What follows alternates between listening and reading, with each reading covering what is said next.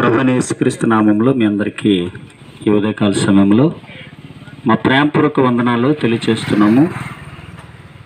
మీ మధ్యకి ఇలా రావడానికి గల కారణము దేవుని సువార్త ప్రకటించడానికి. ఆ మాటలు మరి సర్వలోకానికి వెళ్ళి సువార్త ప్రకటించండి అని ప్రభువైన యేసుక్రీస్తు ప్రభువారు చెప్పిన మాటను బట్టి మీ మధ్యకు వచ్చాము. ఈ మాటలు దయచేసి మీరు పనులు చేస్తున్న మీరు ఈ మాటలు మీరు వినాలని, సత్యాన్ని మీరు గ్రహించాలని. ఎందుకంటే మనం సత్యము తెలుసుకోవాలి. సత్యము మనల్ని ఏం చేస్తుందంటే మనల్ని స్వతంత్రులుగా చేస్తుంది. కాబట్టి ఈరోజు కొద్ది మాటలు మరి మీరందరూ వినాలని ప్రేమపూర్వకంగా తెలియజేస్తున్నాను. ఏమండి, మనిషి ఎన్నో విషయాలను మరి ఆలోచన చేస్తాడు. మనిషి చాలా తెలివైన వాడు, చాలా మేధావి. ఈరోజు ఎన్నిటినో తెలుసుకుంటున్నాడు మనిషి. అయితే తెలుసుకోవాల్సిన విషయాలు చాలా ఉన్నాయి. అయితే మనము ఇవన్నీ తెలుసుకున్నప్పటికీ కూడా ప్రాముఖ్యమైన విషయం ఏంటంటే మన గురించి మనం తెలుసుకోవాలి.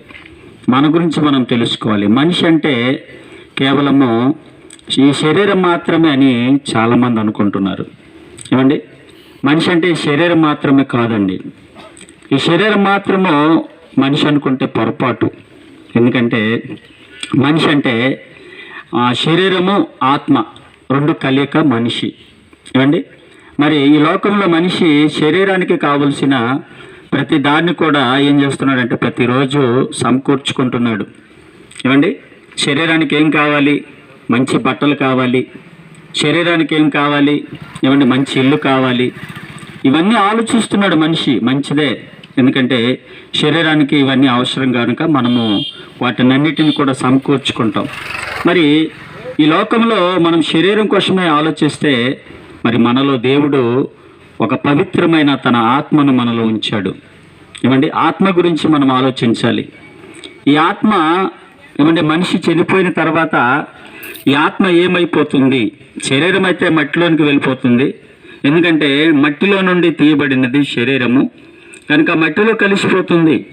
కానీ దేవుడు ఇచ్చిన విలువైనది మన దేహంలో పెట్టింది ఏంటంటే ఆత్మ. మరి ఈ ఆత్మకు మరి చనిపోయిన తర్వాత ఈ ఆత్మ ఎక్కడికి వెళ్తుంది? చాలామంది అంటారు ఆత్మ గాలిలో కలిసిపోతుంది అంటున్నారు. కానీ నిజమండి, ఒకసారి ఆలోచన చేయండి. నిజమేనంటారా? ఆత్మ గాలిలో కలిసిపోతుందా? ఏమండి, ఆత్మ అంటే ఏంటి? అసలు ఈ ఆత్మ ఎక్కడి నుంచి వచ్చింది అనేది మనము ఖచ్చితంగా మనం తెలుసుకోవాలి. ఎవరూ చెప్పట్లేదు. ఏమండి, పరిశుద్ధమైన గ్రంథము బైబిల్ చెప్తుందండి. ఏమని చెప్తుందంటే ఆత్మయే జీవింపచేస్తుంది.